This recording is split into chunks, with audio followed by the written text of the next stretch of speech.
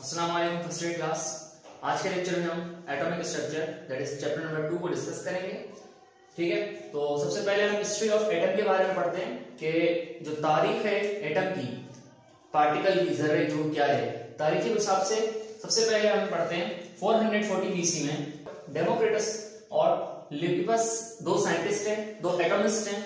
ठीक है, सबसे पहले साइंटिस्ट हैं जिन्होंने एटम के बारे में कुछ स्टडी की है, एटम के स्ट्रक्चर के बारे में स्टडी की है। और क्या स्टडी की है?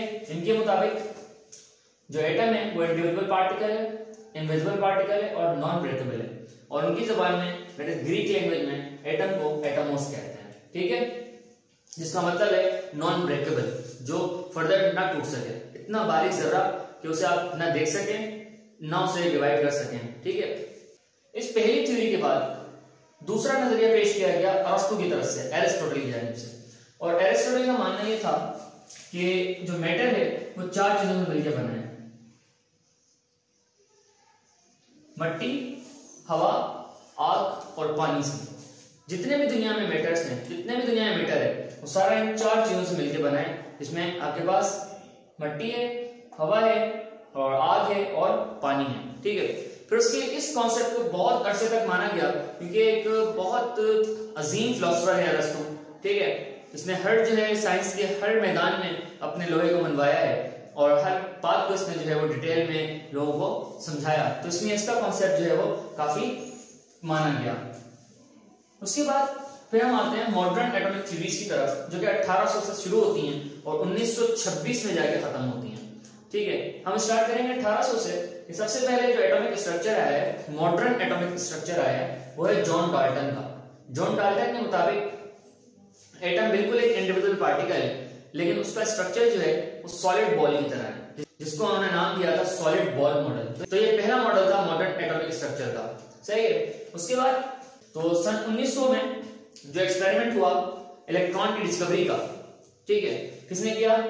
सर विलियम क्रूक्स ने और जे थॉमसन ने। ठीक है, और उसकी बुनियाद पे हमें पता चला कि एटम जो है वो सॉलिड बॉल तो है, लेकिन उसके अंदर जो है नेगेटिव पार्टिकल्स हैं, नेगेटिव चार्ज है, सब एटॉमिक। सबसे पहला सब एटॉमिक पार्टिकल जो है वो जे थॉमसन ने डिस्कवर किया, जिसका नाम इलेक्ट्रॉन था, नेगेटिव पार्टिकल था। ठीक है, वो जिस तरीके से किया, वो जिस एक्सपेरिमेंट के जरिए किया, उसकी मैंने यहाँ पर जो है वो एक तस्वीर बनाई है। इस तस्वीर को, इस ऑब्जेक्ट को, इस अपैरेटस को हम कहते हैं डिस्चार्ज ट्यूब। ठीक है, इस ट्यूब के अंदर इलेक्ट्रॉन्स जो है वो इन्होंने डिस्कवर किए और इसी ट्यूब के अंदर प्रोटॉन भी डिस्कवर करते हैं। किस तरह होते हैं मैं थोड़ा सा आपको बता देता हूँ। हम क्या करते हैं, इस डिस्चार्ज ट्यूब के अंदर दो इलेक्ट्रोड्स रखते हैं, एक पॉजिटिव और एक नेगेटिव। ठीक है, और उसे हम हाई वोल्टेज जो है वो मुहैया करते हैं और उसी के साथ साथ एक लो प्रेशर के लिए वैक्यूम भी देते हैं। ठीक है, इतना हाई वोल्टेज 10,000 वोल्टेज होने चाहिए। आपको पता है कि अगर किसी भी आपने गैस को, किसी भी हवा को कंडक्टर बनाना है तो दो कंडीशन इसके लिए होनी चाहिए। एक ये कि वोल्टेज हाई हो और दूसरा ये कि वो गैस जो है उसका प्रेशर बिल्कुल कम हो। सही है, तो हमने क्या किया, इस ट्यूब के अंदर एक हमने वैक्यूम बनाया और उस वैक्यूम के जरिए हाइड्रोजन गैस जो मौजूद थी ट्यूब के अंदर, उसको हमने उसका प्रेशर रिड्यूस किया। ठीक है, और इसको हमने 10,000 वोल्टेज की बैटरी से जो है वो जोड़ा। तो जब हमने 10,000 वोल्टेज की बैटरी से उसे जोड़ा तो हमने ये ऑब्जर्व किया कि कुछ जो है रेस वो पॉजिटिव से नेगेटिव की तरफ जो है वो क्या कर रही हैं, मूव कर रही हैं। ठीक है, तो जब उन्होंने देखा कि कुछ रेस जो है वो पॉजिटिव से नेगेटिव की तरफ जा रही हैं और जहां पर एनोड के पास एक उन्होंने जिंक सल्फाइड स्क्रीन रखी थी इस तरफ से। जिंक सल्फाइड स्क्रीन का काम ये होता है कि जब उसके ऊपर कोई भी लाइट लगे, कोई भी रेस लगे आके, तो वो ग्लो हो जाती है। तो इन्होंने जो इलेक्ट्रॉन्स निकले थे हाइड्रोजन गैस के अंदर से, जब वो आयोनाइज हुई थी इस इलेक्ट्रिसिटी की सोर्स की वजह से, इस इलेक्ट्रिसिटी की वजह से, तो उसमें से ग्रीन कलर की लाइट जो थी वो निकली थी। ठीक है, तो हमने फिर कहा था कि ये रेज हैं, ये इलेक्ट्रॉन्स हैं, क्योंकि ये सफर करती हैं पॉजिटिव की तरफ, पॉजिटिव से नेगेटिव की तरफ। ठीक है, तो इनका नाम फिर कैथोड रेज भी रखा गया था कि ये पॉजिटिव से निकल के नेगेटिव की तरफ जा रही हैं। इनका नाम जो है वो फिर आपने इलेक्ट्रॉन्स रखा है। ठीक है, और इसी अपैरेटस के ऊपर, इसी एक्सपेरिमेंट को दोहराते हुए प्रोटॉन डिस्कवर हुए कब? सन 1900 में ही। ठीक है, वैसे बुक में 1896 या 1897 की जो है ईयर्स मेंशन है। ठीक है, मैंने 1900 इसलिए लिखा था कि याद करने में भी आसानी हो, और राउंड ऑफ करके यही बातें सारी 1900 के अंदर ही हो रही हैं। ठीक है, अच्छा उसके बाद गोल्डस्टीन ने डिस्कवरी ऑफ प्रोटॉन की। वो डिस्कवरी ऑफ प्रोटॉन किस तरह की, वो बीसी एक्सपेरिमेंट को उन्होंने फॉलो किया। ठीक है, अभी क्या हुआ था कि कैथोड से एनोड की तरफ रोशनियां गई थी, रेज गई थी।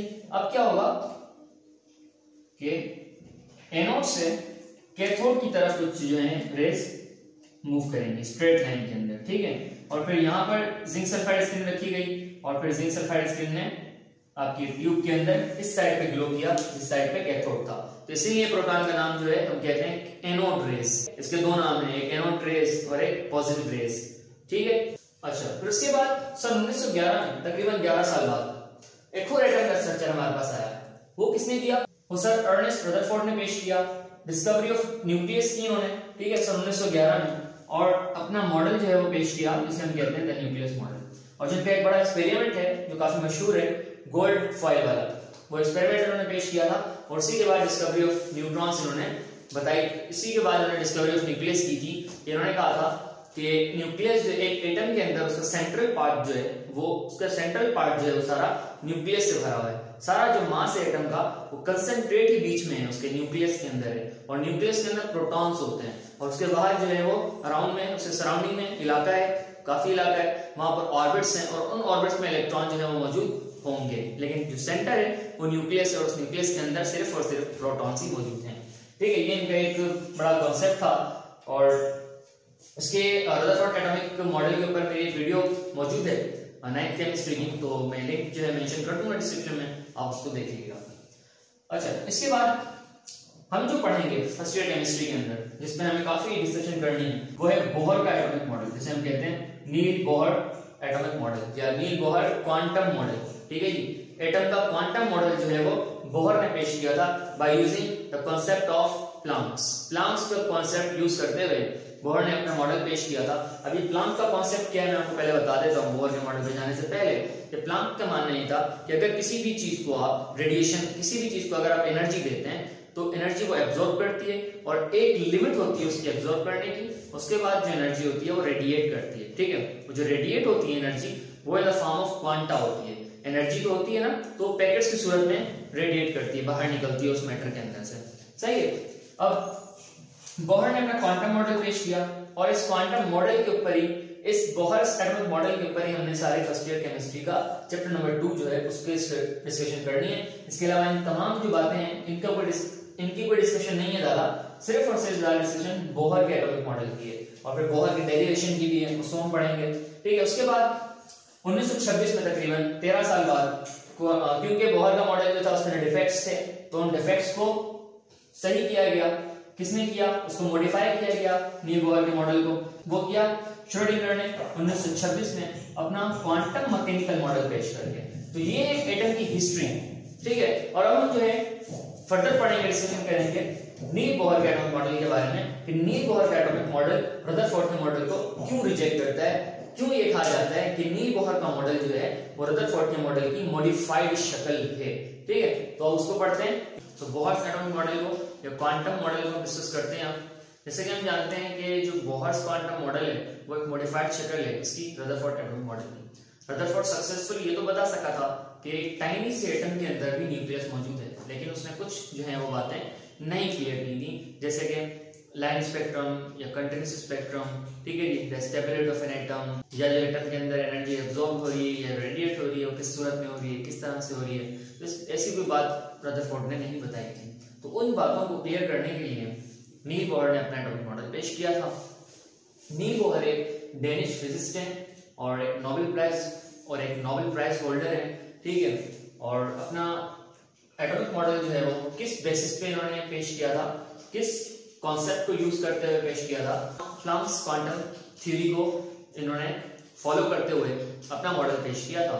प्लांक्स क्वांटम थ्योरी क्या कहती है, प्लांक्स के मुताबिक किसी भी मैटर को अगर आप एनर्जी देते हैं तो वो एनर्जी को एब्जॉर्ब करता है, और जब वो एनर्जी एब्जॉर्ब करता है तो उसके इलेक्ट्रॉन एक्साइट हो जाते हैं, हायर लेवल्स पे चले जाते हैं, और फिर जब वो इलेक्ट्रॉन्स वापस आते हैं तो वो रेडिएट करते हैं एनर्जी को। तो एब्जॉर्प्शन भी होती है और रेडिएशन भी होती है। ठीक है, मैटर के अंदर अब चूंकि मैटर एटम से बना है तो एटम्स के अंदर भी ऐसा होता होगा, तो उसी के हिसाब से उसी के बारे में जो है बोहर ने अपना मॉडल पेश किया है। तो उसके पॉइंट्स पढ़ते हैं। 4 पॉइंट्स हैं आपके फर्स्ट ईयर केमिस्ट्री के अंदर। के पहला पॉइंट क्या है, electrons revolve around the nucleus. जो इलेक्ट्रॉन्स हैं वो न्यूक्लियस के अराउंड जो है क्या करते हैं, रिवॉल्व करते हैं, ठीक है जी, in circular orbits, circular orbits के अंदर। अच्छा, ये सर्कुलर ऑर्बिट्स क्या है, ये वही आपके शेल्स हैं, दैट इज के एल एम एन, ठीक है, situated at fix distance around the nucleus, जो कि मौजूद हैं एक फिक्स डिस्टेंस पे न्यूक्लियस के पास, न्यूक्लियस के इर्द गिर्द। Second point, as long as electron remain in appropriate orbits, जब तक इलेक्ट्रॉन अपने appropriate orbit में रहता है, मतलब उस ऑर्बिट में रहता है जिस ऑर्बिट के अंदर कोई एनर्जी ना एब्जॉर्ब हुई है ना एनर्जी लूज हुई है, तो क्या होता है, it neither radiate or nor absorbs energy। जब तक इलेक्ट्रॉन अपने appropriate orbit में रहेगा तब तक ना वो एनर्जी को एब्जॉर्ब करेगा और ना ही वो एनर्जी को रेडिएट करेगा, ठीक है। Hence, each orbit has a fixed amount of energy।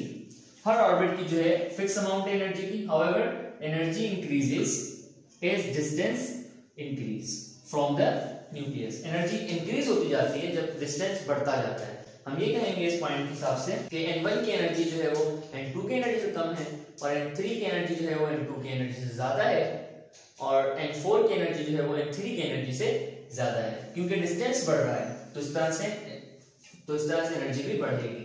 Third point है ड्यूरिंग एक्साइटेशन, जब किसी चीज को एक्साइट किया जा रहा होता है, जब किसी चीज को एनर्जी आप दे रहे होते हैं तो क्या होता है, इलेक्ट्रॉन एब्जॉर्ब्स क्वांटाइज्ड एनर्जी। वो कौन सी एनर्जी को एब्जॉर्ब करते हैं, क्वांटाइज्ड एनर्जी को। क्वांटा कहते हैं पैकेट ऑफ एनर्जी, ठीक है, एनर्जी पैकेट्स की सूरत में वो एब्जॉर्ब करता है, ठीक है जी। एंड जंप फ्रॉम, और कहां चला जाता है, जंप कर जाता है लोअर से नीचे लेवल से हायर एनर्जी लेवल्स के पास, ठीक है, मतलब N1 से N2 में शिफ्ट हो जाता है। अच्छा जी, but when it returns back, लेकिन जब ये वापस आता है, क्योंकि प्लैंक का ये मानना था कि मैटर को आप जब तक एनर्जी देते हैं तो एब्जॉर्ब करता है एनर्जी, फिर रेडिएट करता है, तो जब रेडिएट कर लेता है सारी एनर्जी तो वापस उसने वहीं आना होता है जहां से वो निकला था, ठीक है। तो it return back to lower energy, वापस आता है लोअर एनर्जी पे, ठीक है जी। एंड फिर क्या करता है, इट इमिट्स क्वांटाइज्ड एनर्जी, जो क्वांटाइज्ड एनर्जी एब्जॉर्ब की थी ड्यूरिंग एक्साइटेशन वही एनर्जी इमिट करेगा ड्यूरिंग इमिशन, ठीक है। इस इक्वेशन को हम इस तरह से पढ़ेंगे इस बात को कि delta E change in energy is equals to E2 मतलब high energy level minus E1 to lower energy level is equals to h mu. मतलब इसको मैं आपको यहां समझाता हूं कि फोर्स से आपने कहा कि ये आपका फर्स्ट ऑर्बिट है और ये आपका सेकंड ऑर्बिट है, यहां पर इलेक्ट्रॉन फर्स्ट ऑर्बिट में मौजूद है, सही है। यहां से आपने इसको एनर्जी दी, फॉर सपोज इस ऑर्बिट की जो एनर्जी थी मैक्सिमम 40 थी और इसकी जो है वो 40 है, ठीक है। इसने एनर्जी क्या कर ली, एब्जॉर्ब करी, 20 एनर्जी एब्जॉर्ब करेगा और ये इलेक्ट्रॉन जो है यहां शिफ्ट हो गया, चला गया यहां पर, सही है।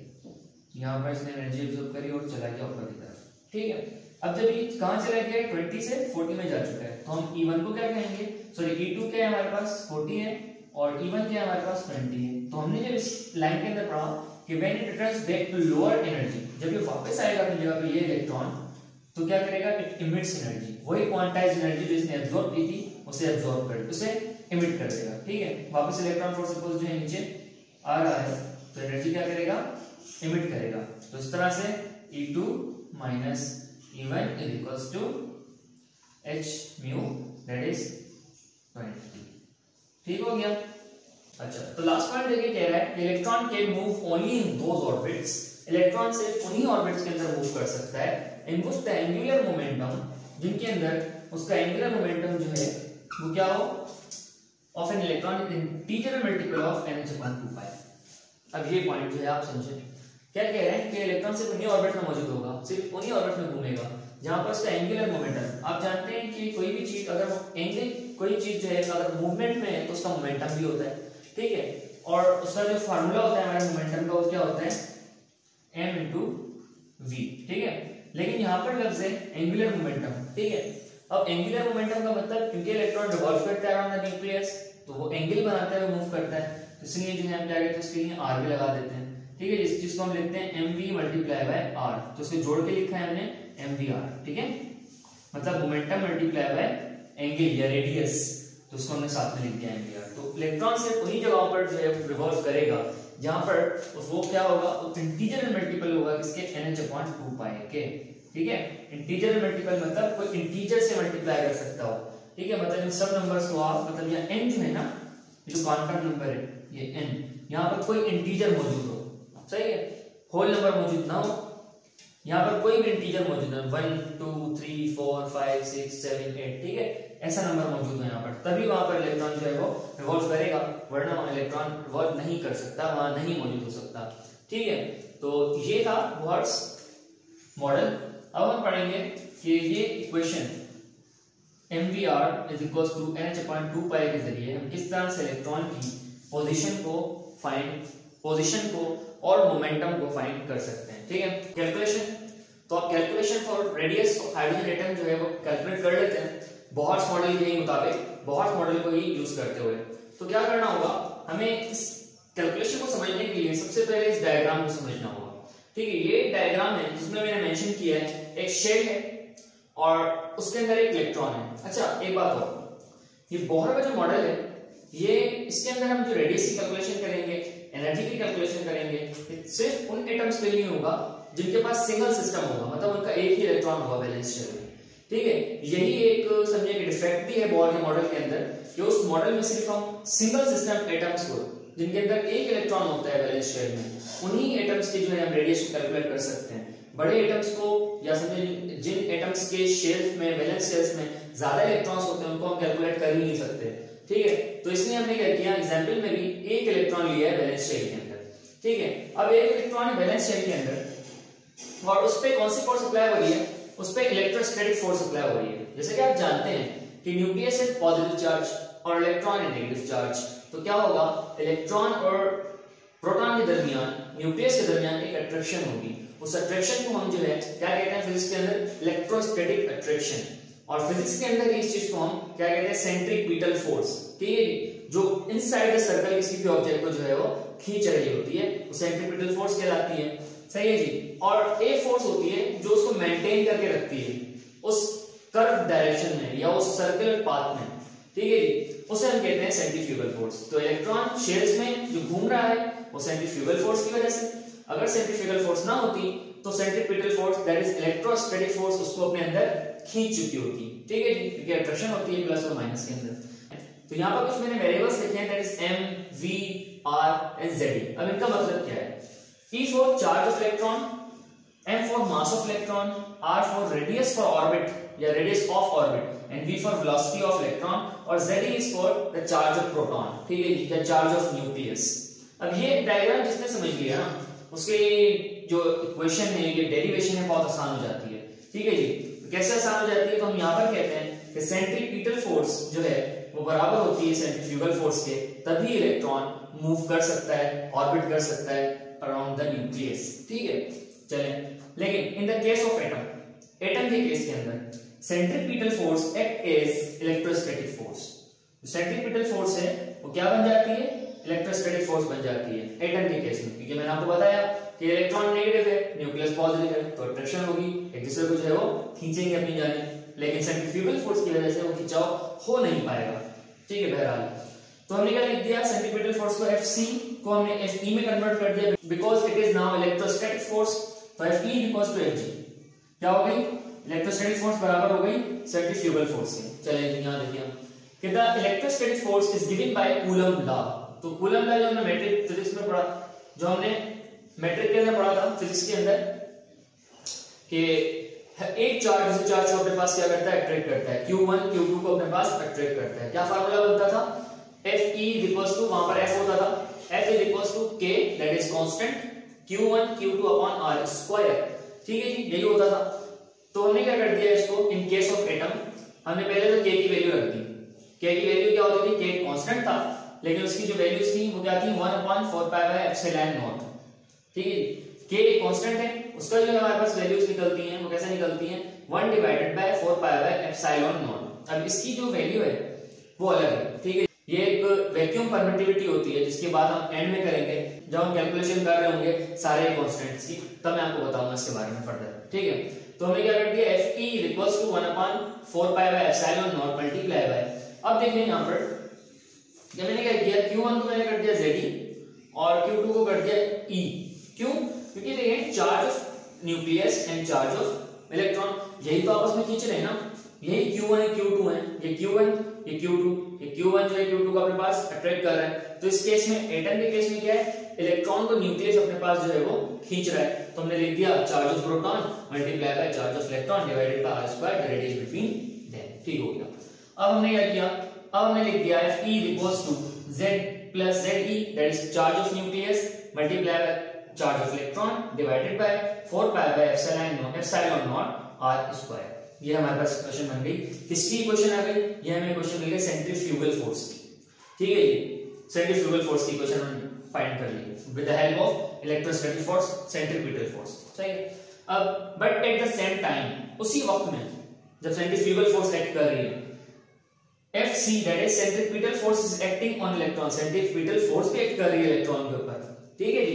तो कैसे, हमें पता है सेंट्रीपिटल फोर्स का जो फार्मूला है वो है mv स्क्वायर अपॉन r, ठीक है जी, mass into velocity square divided by radius, ठीक है जी। अब हम क्या करेंगे, जहां पर हमारे पास Fe होगा इलेक्ट्रोस्टैटिक फोर्स होगी, वहां हम क्या कर देंगे mv स्क्वायर अपॉन r को रख देंगे। हमने वही किया है, यहां पर देखें जहां पर Fe था हमने क्या कर दिया mv square upon r is equals to Ze that is charge of nucleus multiply by charge of electron divided by 4 pi by epsilon naught r square. यहां तक जो हमारी इक्वेशन हो गई, सही है।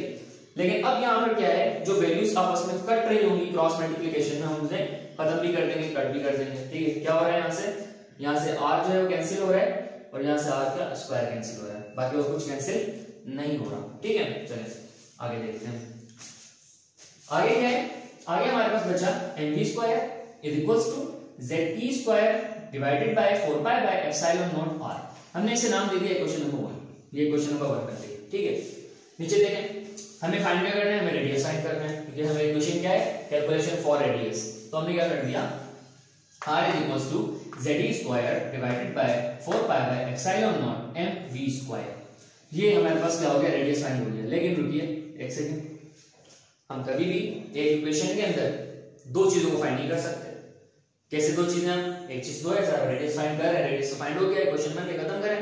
लेकिन बात क्या है, यहाँ पर v स्क्वायर है, अभी तक v स्क्वायर जब मौजूद है मतलब v की वैल्यू हमें पता नहीं है, v की जब वैल्यू ही नहीं पता है, ठीक है, जब हमें वेलोसिटी ऑफ इलेक्ट्रॉन पता ही नहीं है, तो हम किस तरीके से इस इक्वेशन को सॉल्व करेंगे, किस तरह से रेडियस फाइंड करेंगे, ठीक है। तो हम क्या करेंगे, अब इस v स्क्वायर को हमने गुम करना होगा, यहाँ से किसी भी वेरिएबल को लाएंगे या किसी भी कांस्टेंट को लाएंगे या किसी भी इक्वेशन को लाएंगे और v स्क्वायर को गुम कर देंगे। अगर ये v स्क्वायर गुम नहीं होगा तो ये कभी भी हमारी समझे कि इक्वेशन सॉल्व होगी नहीं। अब कयामत तक इस फार्मूले के जरिए रेडियस फाइंड करते हैं आपको नहीं मिलेगा, कभी नहीं मिलेगा। क्यों नहीं मिलेगा भाई, क्योंकि दो चीजें एक वक्त में कभी फाइंड नहीं कर सकते, मैथमेटिक्स का रूल है, ठीक है। तो हम क्या करेंगे, इस v स्क्वायर को गुम करने के लिए हम लिख देंगे according to Bohr quantization model या बोहर क्वांटाइजेशन मेथड के जरिए हम इस v स्क्वायर को गुम करने वाले हैं। कैसे, हमने पढ़ा था अभी पिछले जब हम पोस्टुलेट्स पढ़ रहे थे बोहर के कि mvr is equals to nh/2 pi, angular moment of electron जो है वो बराबर होना चाहिए nh/2 पाई के, ठीक है जी। तो हम क्या कर देंगे, हमें v फाइंड करना है ना, तो हमने लिख दिया v। जब v यहाँ पर से निकल गया, कोई ये पीछे आ गया, तो m और r कहाँ जाएंगे, डिवाइड में जाएंगे, और ये हमने इक्वेशन बना दी nh/2 पाई बाय mr, ठीक है जी, ये इक्वेशन बन गई। अब क्या करना है, हमें v की वैल्यू फाइंड करनी है, लेकिन हमें सिर्फ किसकी वैल्यू मिली है, v की वैल्यू मिली है। अब हमें क्या करना है, हमें v स्क्वायर की वैल्यू फाइंड करनी है, लेकिन मिली किसकी वैल्यू, v की वैल्यू मिली है। तो अब इससे स्क्वायर की वैल्यू बनाने के लिए क्या करते हैं बच्चों, हमने यहाँ लिख दिया स्क्वायरिंग बोथ साइड्स, हमने दोनों साइड से इसको स्क्वायर दे देना है। तो स्क्वायर देने के बाद इसका हल क्या हो जाएगा वो देखते हैं हम। क्या देखें, v पे स्क्वायर आ गया, ठीक है, n पे भी स्क्वायर आ गया, h पे भी स्क्वायर, एंड देन 2 का स्क्वायर 4 होता है, और पाई का भी स्क्वायर, देन m पे स्क्वायर एंड r पे स्क्वायर, ये सारे स्क्वायर हो गए बोथ साइड्स, ठीक है। अब क्या करना है, अब हमें जो है आसानी हो गई हमारे लिए। क्या आसानी हो गई कि जो हमें v स्क्वायर की वैल्यू फाइंड करनी थी ऊपर, वो हमें मिल गई। तो अब क्या करेंगे, हम आसानी से इसको put the value of v2 in equation number 2। हम जो है क्या करेंगे, v2 की जो वैल्यू है हम उसे इक्वेशन नंबर 2 के अंदर पुट कर देंगे, ठीक है। अच्छा, किस तरह करेंगे, देखें हमने क्या लिखा, R is equals to ZE square 4 pi by epsilon naught m। ठीक है, यहाँ तक तो हमें बिल्कुल आसानी से समझ आ गया, बुक में भी समझ आ रहा था यहाँ तक तो, लेकिन एक स्टेप जो है बुक में भी काफी मुश्किल हो गया, हमें समझ नहीं आया। क्यों? क्योंकि बुक ने एक स्टेप हमें बताया नहीं, क्योंकि वो एक खुद समझने वाली जो है ना कहानी है, वो खुद समझेंगे। आप कैसे समझेंगे? ये देखें, अब यहाँ पर m जो है m लिख दिया, और हमें क्या लिखना है? v स्क्वायर लिखना है। v स्क्वायर की वैल्यू क्या है? v स्क्वायर की वैल्यू ये वाली है, ऐसे ही है। और v स्क्वायर की वैल्यू क्या है? n square h square upon 4 pi square m square r square. ठीक है, इसमें भी डिवीजन है और पहले से इसमें भी डिवीजन मौजूद है। देखें, ZE square upon 4 pi epsilon m, पहले इसमें भी डिवीजन थी, लेकिन अब एक और ऐसी वैल्यू आ गई जिसके अंदर फर्दर और डिवीजन भी है। तो मैथमेटिक्स का रूल है, लेकिन पहले मैं इस क्वेश्चन को पुट करता हूं, फिर समझाता हूं। ठीक है ना, चले तो लिख दिया मैंने, v स्क्वायर की जगह पे क्या लिख दिया भाई? n square h square 4 pi square m square r square. ठीक है, इसकी जगह पे लिखा है मैंने, इस v स्क्वायर की जगह पे लिखा है, ये इस v स्क्वायर। ठीक है, इसकी वैल्यू पता ही नहीं, अब पता चल गई, तो अब कैलकुलेशन भी आराम से हो जाएगी। लेकिन अब ये यहाँ पर एक चीज है जो स्टेप मैं बता रहा हूँ कि बुक में नहीं है, वो ये है कि देखें, अब यहाँ पर तो ऑलरेडी डिवीजन थी ना, एक और डिवीजन आ गई। तो मैथमेटिक्स ये कहती है कि ऐसा कभी भी नहीं हो सकता कि एक ही स्टेप के अंदर दो बार डिवीजन हो। तो आप क्या करें, जो दूसरी डिवीजन आई है आप उसे चेंज कर दें। जब डिवीजन चेंज करती है अपनी जगह, तो किसमें जाती है? वो मल्टीप्लिकेशन में जाती है। तो ऐसा ही होगा, ये वाला स्टेप जो है ये ऊपर चला जाएगा, सही है। और ये मैंने यहाँ पर कर रखा है, देखिए कैसे हुआ। ZE square 4 pi square m square r square. ठीक है, डिवाइडेड बाय वही सब 4 pi epsilon naught m n square n square, वही सेम ये वाला। ठीक है, ये और आ गया। अब यहाँ पर देखें, जो कट रही है वैल्यू हम काट देंगे और जो बच रही है उन्हें हम आगे ले जाएंगे। तो कैसे हो जाएगा? ये हमारे पास ZE से नीचे कुछ भी नहीं, हाँ जी 4 से गया। ठीक है, और क्या जा रहा है? और जा रहा है हमारे पास पाई गया पाई स्क्वायर से, m गया m स्क्वायर से, बाकी कुछ भी यहाँ से बचा।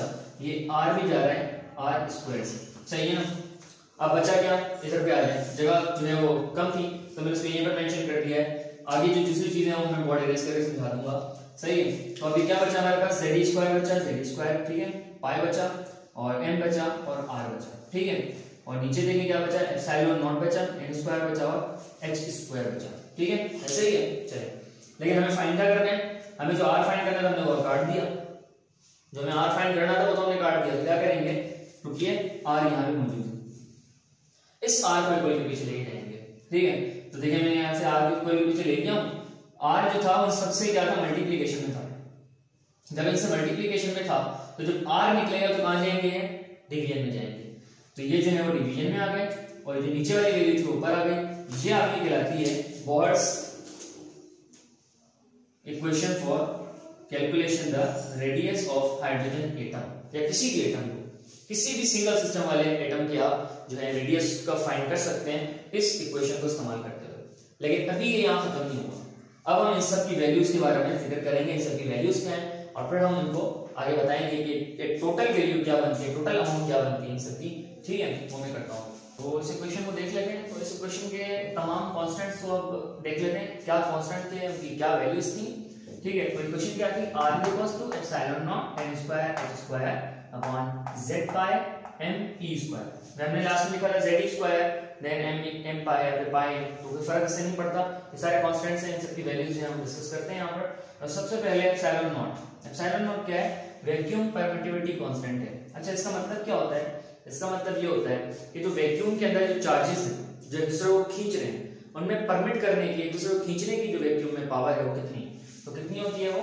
8.84 × 10⁻⁻12 coulomb square divide by joules metre. ठीक है जी।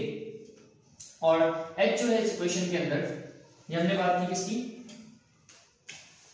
एप्सिलॉन नॉट की। अब बात करते हैं h स्क्वायर की। h स्क्वायर क्या होता है?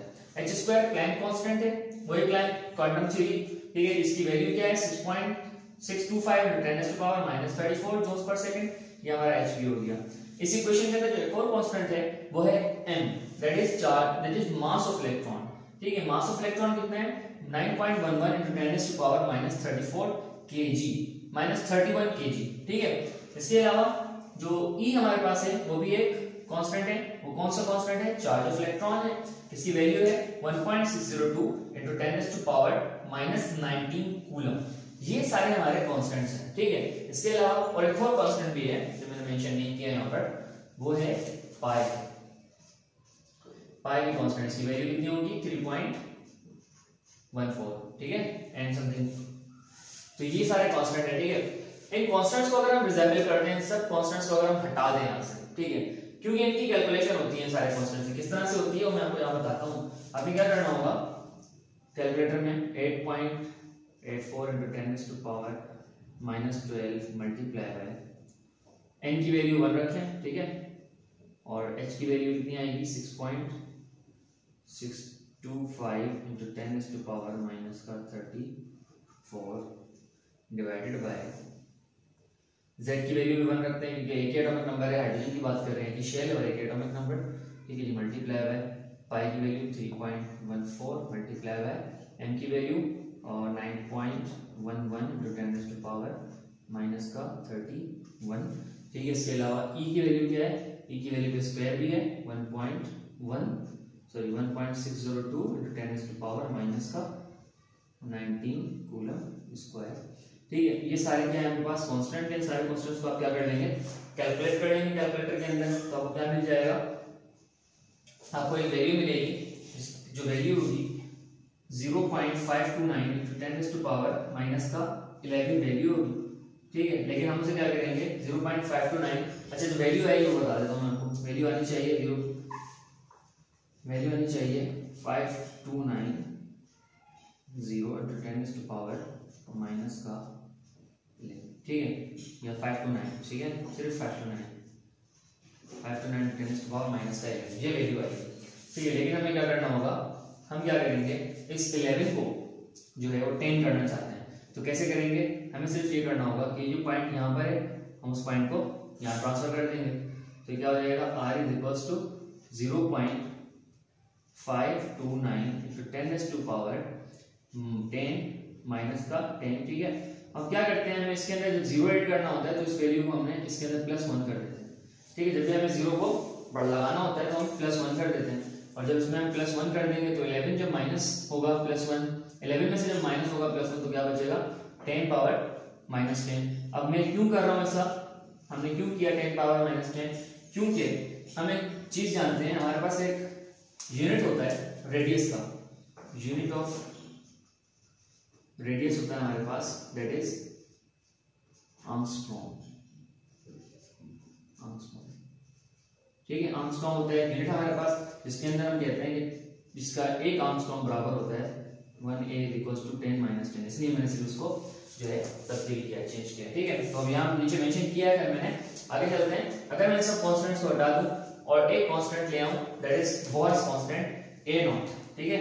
अब हम एक और नया कांस्टेंट लेके आए, दैट इज A0, और A0 जो है वो बोहर का कांस्टेंट है, और बोहर का कांस्टेंट जो है बराबर है ऊपर जो हमने कैलकुलेशन की बिल्कुल उसके 0.529 into 10⁻⁻10 या फिर 0.529A, ठीक है। ये हमारे पास A0 की वैल्यू है, n स्क्वायर, क्योंकि मैंने कहा कि वो आपका शेल का नंबर है तो वो चेंज नहीं होगा, हाँ चेंज होगा एटम वाइज चेंज होगा, ठीक है। और z का वैल्यू भी चेंज नहीं होगी कि एटॉमिक नंबर है, किसी भी एटम का एटॉमिक नंबर रख सकते हैं यहाँ पर। तो ये हमारे पास जो इक्वेशन तैयार हो गई, इस इक्वेशन को हम क्या कहेंगे, this equation is used to calculate radius of single electron system species. सिर्फ उन्हीं इलेक्ट्रॉन स्पीशीज की हम जो है कैलकुलेशन कर सकते हैं रेडियस की, जो सिंगल इलेक्ट्रॉन सिस्टम होंगे, ठीक है। एक इलेक्ट्रॉन होगा उनके valence electron, like lithium, helium and hydrogen, ठीक है। तो ये थी हमारी कैलकुलेशन फॉर रेडियस। अब कैलकुलेशन फॉर एनर्जी करते हैं, ठीक है। तो कैलकुलेशन फॉर रेडियस के हिसाब से एक क्वेश्चन भी है, न्यूमेरिकल है हमारे बुक में, क्या न्यूमेरिकल है, वो है calculate the radius of hydrogen atom in third orbit. तीसरी ऑर्बिट के अंदर जो है वो इलेक्ट्रॉन जा चुका है हाइड्रोजन का, ठीक है। आपने इसका रेडियस फाइंड करना है थर्ड ऑर्बिट का, तो किस तरह फाइंड करेंगे आप, वही सिंपल कैलकुलेशन, फार्मूला क्या है हमारे पास, R = A0 n² upon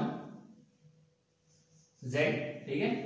R = A0 की वैल्यू कितनी है 0.529 मल्टीप्लाई बाय n कौन सा कह रहा है, n कह रहा है थर्ड, तो हम यहाँ पर 3 लिख के स्क्वायर कर देंगे इसको, डिवाइडेड बाय हाइड्रोजन का एटॉमिक नंबर कितना होता है 1 होता है, ठीक है।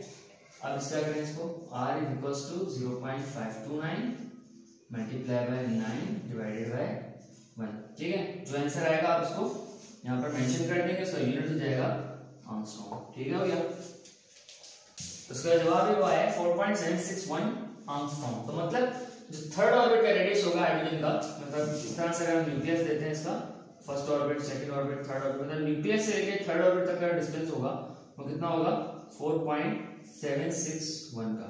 ठीक है, तो ये हमारे पास इस तरह के न्यूमेरिकल्स बहुत सारे जो पेपर्स में आते हैं, एमसीक्यूज में आते हैं। तो उसके लिए सिंपल ट्रिक यही होती है हमारे पास कि आपको बॉल्स कांस्टेंट याद हो और आपको शेल का जो है नंबर वो क्वेश्चन में गिवन होता है, देता है आपको, ठीक है, यहाँ थर्ड ऑर्बिट दिया था, और जेड के लिए जो है कोई भी जो भी एटम देगा आपको उसका एटॉमिक नंबर रखेंगे। ठीक है, अगर हाइड्रोजन देता है तो 1 रखेंगे और दूसरा एलिमेंट को देता है हीलियम दे दिया, लाइक लिथियम दे दिया तो उसका नंबर रख देंगे। तो ये थी हमारे पास कैलकुलेशन फॉर रेडियस। ठीक है, अब हम करेंगे calculation of energy for the nth orbit. ठीक है, ओके, तो calculation for energy of nth orbit जो है वो हम कैलकुलेट कर लेते हैं। किस तरह कैलकुलेट की जाएगी, पहले समझेंगे इस चीज को कि in any orbit of an atom, किसी भी ऑर्बिट में एटम के टोटल एनर्जी जो होती है इलेक्ट्रॉन की वो क्या होती है, सम होती है काइनेटिक एनर्जी और पोटेंशियल एनर्जी की। काइनेटिक एनर्जी किस तरह, क्योंकि ऑर्बिटिंग कर रहा होता है इलेक्ट्रॉन तो उसके अंदर काइनेटिक एनर्जी होती है, और पोटेंशियल एनर्जी किस तरह होती है उसको हम इस पॉइंट पे डिस्कस करेंगे। पहले हम जो है क्वेश्चन समझ लेते हैं।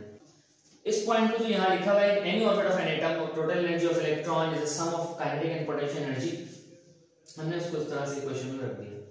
ठीक है, ये है हमारे पास समझे फर्स्ट इक्वेशन, जिसके जरिए हम सारे क्वेश्चंस को आगे डील करेंगे। अच्छा, अब इसमें के ही तो पता है हमें, ऑर्बिटिंग हो रही है इलेक्ट्रॉन की तो के ही मौजूद है। तो पोटेंशियल एनर्जी क्या है वो हम इसको यहाँ पढ़ते हैं कि potential energy is the work done in bringing electron from infinity to a point at a distance r from the nucleus. मतलब कि पोटेंशियल एनर्जी वो वर्क डन है जो कब हो रहा है, जब हम इलेक्ट्रॉन को ब्रिंग कर रहे हैं। क्या कर रहे हैं, ब्रिंग कर रहे हैं कहां से, इन्फिनिटी पोजीशन से न्यूक्लियस के करीब डिस्टेंस r के ऊपर। ठीक है, मतलब क्या, मतलब ये कि पहले ऑर्बिट में इलेक्ट्रॉन था वो अब चला गया nth ऑर्बिट में। ठीक है, मतलब वो चला गया इन्फिनिटी, किसी भी ऑर्बिट चला गया। अब वहां से क्या करना है, इलेक्ट्रॉन को वापस लेके आना है। इलेक्ट्रॉन को जब वापस लेके आना है तो कौन लेके आएगा, पोटेंशियल एनर्जी लेके आएगी।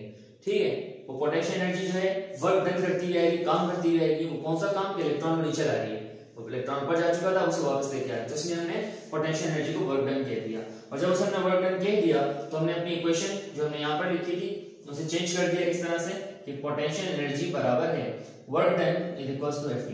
वर्क डन की जो इक्वेशन पढ़ते हैं 9th क्लास में, फिर इसके अंदर force multiply by distance, displacement, हमने इसको लिख दिया। लेकिन यहाँ पर हमने माइनस में लिया है एफ, जो फोर्स है वो माइनस में लिया। वो क्यों लिया वो मैं आपको भी समझाता हूँ आगे, पहले आंसर उसको समझ लेते हैं, क्वेश्चन को जो है क्लियर करते हैं। तो हमने क्या कर दिया, हमें पता है कि जो फोर्स है एफ वो बराबर किसके है, Z square upon 4 pi epsilon naught R square है, जो हमने पिछले क्वेश्चन में देखा था डेरिवेशन के अंदर। ठीक है, तो हमने क्या कर दिया, एफ की जगह पर इसी वैल्यू को पुट कर देंगे जो हमारा वैल्यू है। ठीक है, देखिए इस तरह नीचे पॉइंट है कि potential energy is equals to F that is minus Z square upon 4 pi by epsilon naught R square multiply by R. This R is D, distance और डिस्प्लेसमेंट। ठीक है, अब डिस्प्लेसमेंट ऑर्बिट में हो रही है, सर्कल में हो रही है, इसलिए हमने उसका रेडियस लिया है। तो यहां तक हमने क्या कर दिया, हमने फोर्स, हमने जो वर्क डन है और जो पोटेंशियल एनर्जी है हमने उसकी शक्ल को इस तरह से तब्दील कर दिया। ठीक है, जो पोटेंशियल एनर्जी यहाँ पर Pe थी अब वो Pe नहीं रही, बल्कि क्या हो गई है, वो minus Z square upon 4 pi by epsilon naught R square बन चुकी है मल्टीप्लाई बाय आर। ठीक है, आगे चलते हैं। अब यहाँ पर एक चीज है, पहले इसी स्टेप में इस चीज को करते चलते हैं कि आर जो है ये कैंसिल हो गया हमारे आर स्क्वायर से, खत्म। इस आगे कहानी जो है वो यहाँ पर खत्म हो गई। आगे आ जाए, हमने यहाँ पर लिखा potential energy is equals to minus Z square upon 4 pi by epsilon naught. अब क्या बच गई हमारी पोटेंशियल एनर्जी, किसके बराबर रह गई, माइनस जेड स्क्वायर और divided by 4 pi by epsilon not के। ठीक है, हमने इसको ब्रैकेट में बंद कर दिया, इसलिए यहाँ पर हमने, ठीक है, इस पॉइंट पे याद रखना है हमने। अब हम बात करेंगे कि नेगेटिव साइन क्यों है हमारे पास इसके अंदर, क्वेश्चन में फोर्स क्यों माइनस में लिखी है। Here negative sign indicates that Pe decreases when electron is brought from infinity to a point at a distance r।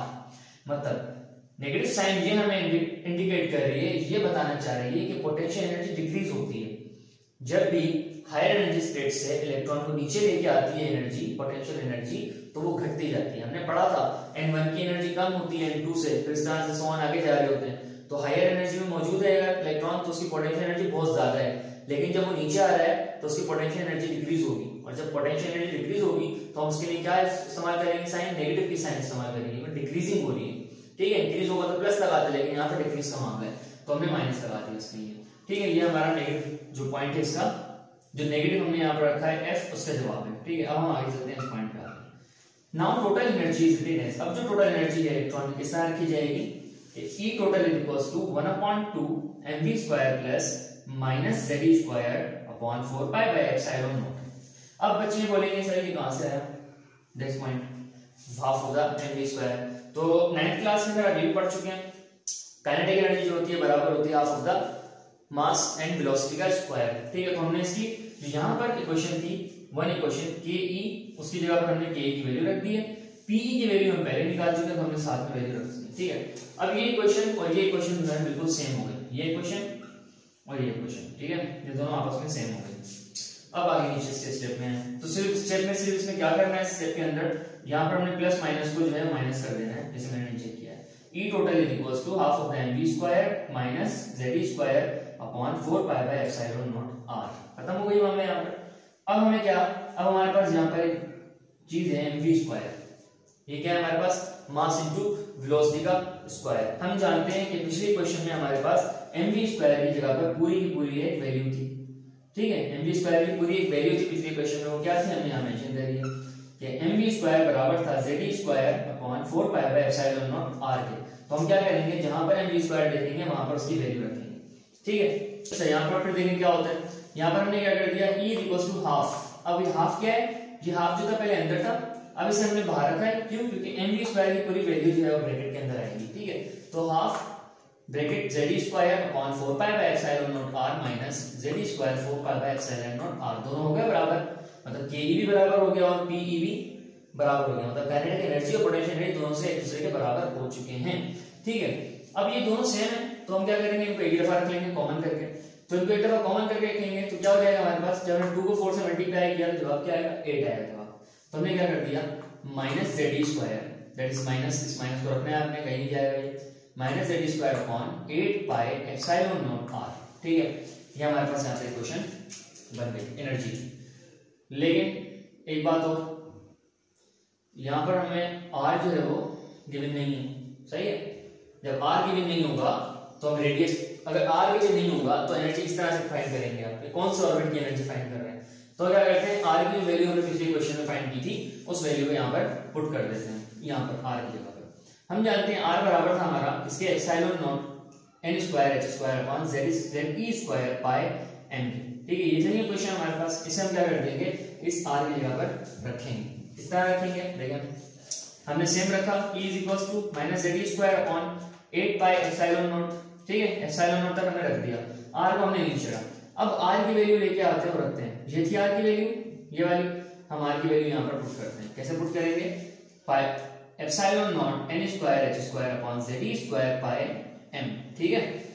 अब ये वही यहाँ पर स्टेप है कि एक ही पॉइंट के अंदर, एक ही स्टेप के अंदर दो मर्तबा डिवीजन आ गई, तो क्या करते हैं, जब ये दो दफा डिवीजन आती है तो डिवीजन जो है चेंज हो जाती है मल्टीप्लिकेशन में, तो ये जो वैल्यू है हमारी ये क्या हो जाएगी, ऊपर ट्रांसफर हो जाएगी, मल्टीप्लाई करेगी इससे आगे, सही है।